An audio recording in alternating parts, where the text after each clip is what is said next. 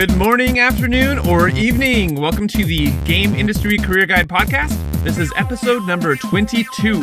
I'm Jason W. Bay from GameIndustryCareerGuide.com, and this is the podcast where I answer your questions about getting a job and growing your career making video games. This week's question is about interviewing for a job. It comes from Eziel D, who left a comment on the blog to ask this. I had to take a test to get a job as a game tester for one of the famous game developers. Currently, I'm waiting for a call for an interview. I want to ask you, what should I do to prepare for the interview call? Eziel, I am so glad you're putting some thought into how to do a phone interview because it is your first and best chance to make a strong personal impression on the people that will decide whether or not to hire you. I cannot understate the importance of this first call. So it's great that you're doing your best to prepare for it. Phone interviews are tricky because they're usually quite short. Normally, they're no longer than a half an hour, and they're often much shorter. To really nail the interview and get the best chance of progressing to the next stage of the interview process, you have to get this right. So today, I'm going to tell you about 3 of the most important things that you should do to nail your phone interview. The first thing you should do to prepare for your phone interview is to do your research on the company that you're interviewing with.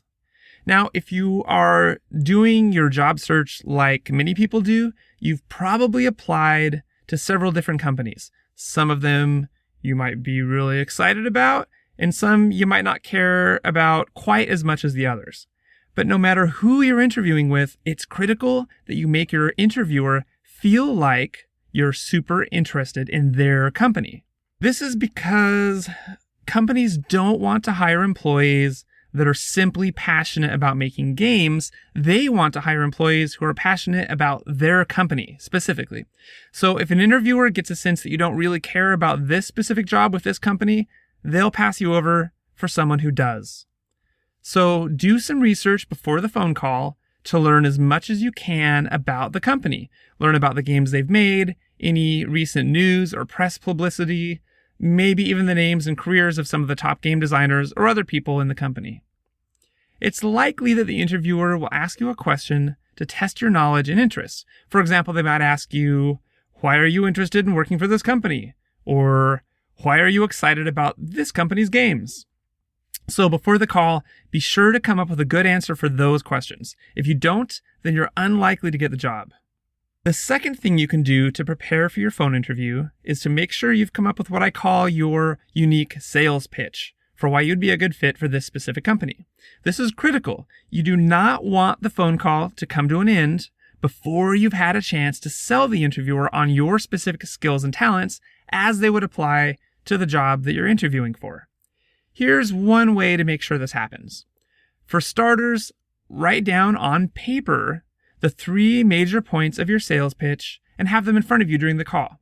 The points could be something like, I'm a self-motivated game artist, proven by the 2 indie games that I've worked on in my spare time.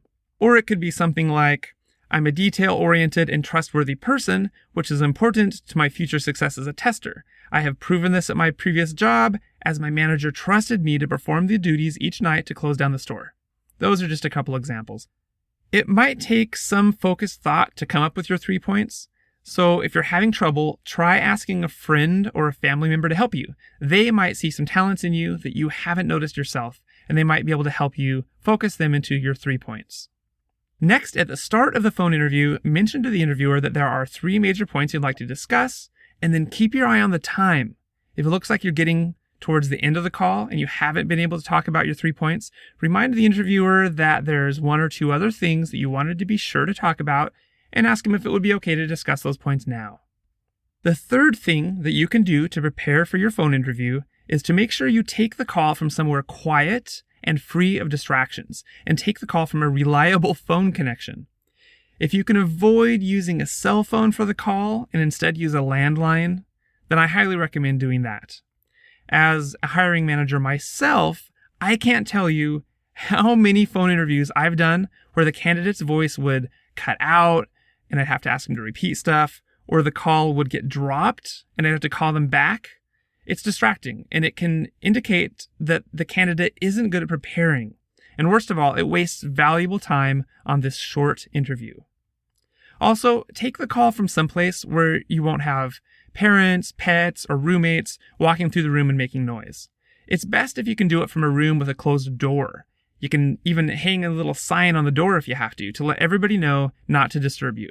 That way, you'll be able to focus all of your attention on the call and avoid wasting any time. Okay, those are 3 important things that you should do to prepare for your phone interview. For 2 more tips, plus more details on those 3 tips, read the full article called 5 Phone Interview Mistakes You Must Avoid. You can find it at GameIndustryCareerGuide.com/telephone. Thanks to Eziel for this question, and thank you for spending some time today to build your skills at job interviewing. If this information has been helpful, please tell a friend about it, or stop by the website and ask your own question. I'll answer it on a future episode.